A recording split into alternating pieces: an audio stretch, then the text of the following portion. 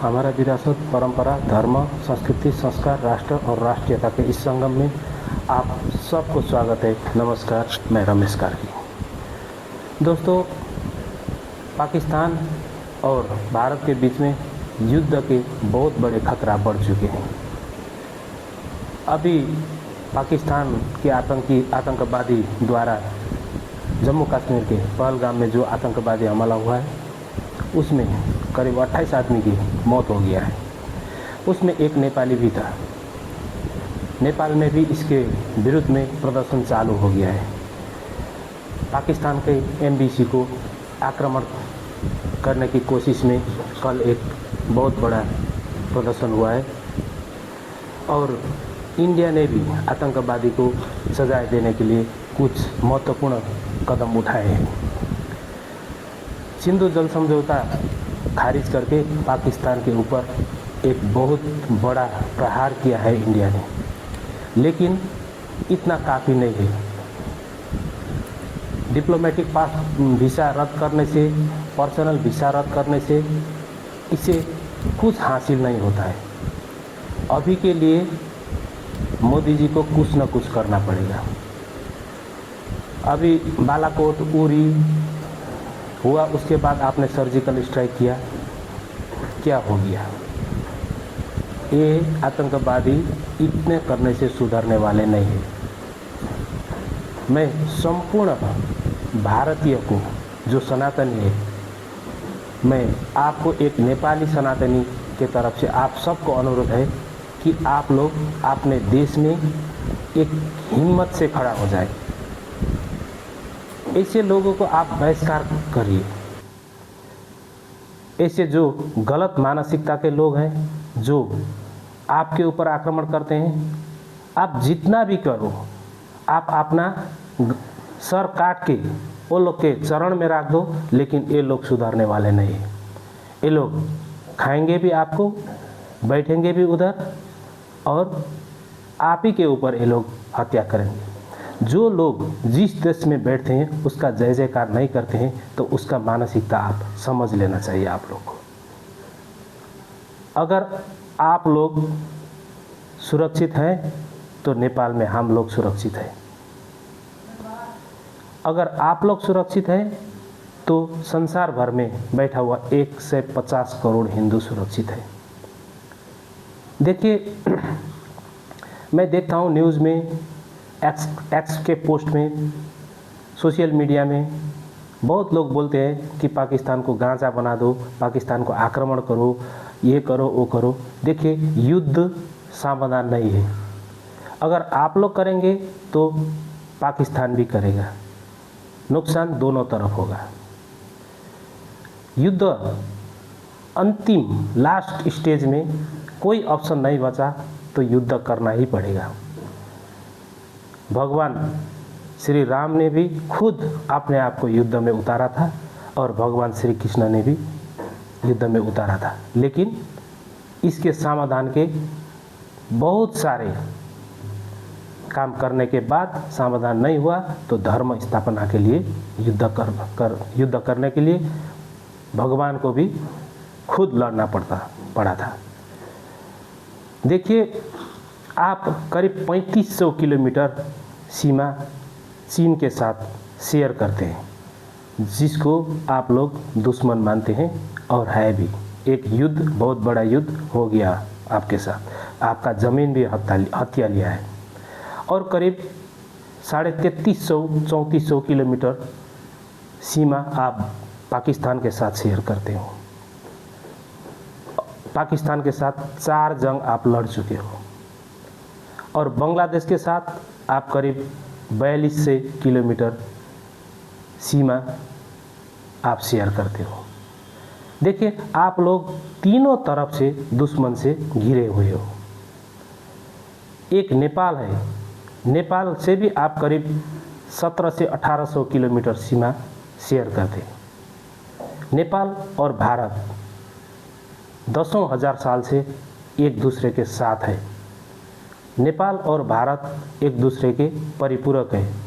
ये इसको आप लोग समझना चाहिए।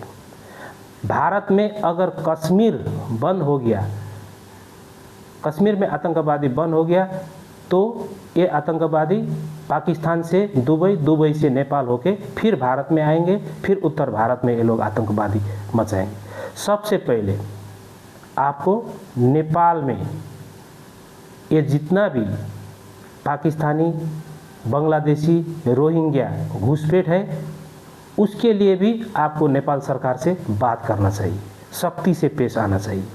नेपाल सरकार को अभी भ्रष्टाचार करने में, चोरी करने में, डकैती करने में और अपना सरकार बचाने के लिए ही उसको दिन रात मेहनत करना पड़ रहा है। इस नेपाल सरकार को इसमें सोचने के समय नहीं है। ये प्रजातंत्र डेमोक्रेसी के 35 साल में 30-32 सरकार नेपाल में परिवर्तन हो चुके हैं। अभी हिंदू राष्ट्र खत्म किया, ये करीब 17 साल में 15 सरकार चेंज हो चुके हैं। नेपाल बहुत अस्थिर है और ये अस्थिरता का फायदा आतंकवादी उठा सकते हैं। नेपाल में भी क्षति हुआ है, इसका भी आपको भरपाई करना होगा। अगर भारत अपने आप को बड़ा भाई समझते हैं तो छोटे भाई के ऊपर उसका जिम्मेदारी क्या है, ये भी भारत सरकार को सोचना पड़ेगा। अगर नेपाल को भी आपने दूर किया तो चारों तरफ से आप बचने के आप लोग के उपाय नहीं है। कमती में नेपाल से आपको अच्छा व्यवहार करना चाहिए। हम लोग एक ही संस्कार, एक ही धर्म, एक ही संस्कृति और एक ही सभ्यता से आए हुए लोग हैं। तो आप सबको अनुरोध है कि सरकार, नेपाल सरकार के तरफ मत देखिए। 3 करोड़ जो सनातनी नेपाल में बैठते हैं उसके तरफ देखिए। नेपाल में हिंदू राष्ट्र जब स्थापना होगा तब भारत एक तरफ से कमती में सुरक्षित होगा। दूसरी बात मैं करना चाहता हूँ कि युद्ध किसी भी समस्या का समाधान नहीं है। हम लोग, हमास आतंकवादी संगठन ने इजराइल में घुस के करीब 1500-1600 आदमी को मार डाला। उसके बाद इजराइल ने युद्ध शुरू किया। हम लोग सोचते थे कि 15-20 दिन में गाज़ा में पूरा आतंकवादी समाप्त पार देगा इजराइल, इतना शक्तिशाली मुल्क है। लेकिन 1.5 साल हो गया, अभी भी युद्ध चालू है। देखिए रसिया और यूक्रेन, जब रसिया ने यूक्रेन को आक्रमण किया तो हम लोग सोचते थे इस दुनिया के सबसे ताकतवर देश उसको तो 1 हफ्ता में निपटा देगा। 3 साल हो गया, 3 साल से ज़्यादा हो गया, अभी भी युद्ध चालू है। इसीलिए युद्ध समस्या की समाधान नहीं है। भारतीय प्रधानमंत्री नरेंद्र मोदी, अमित शाह जी, राजनाथ सिंह जी से अनुरोध है कि ये पाकिस्तानी लोग गद्दार है, लालची है, आप कुछ मत कीजिए। बलूचिस्तान में BLA को खुल के सपोर्ट कीजिए, पैसा दीजिए, आपके पास पैसा है, हथियार दीजिए, खुल के कीजिए।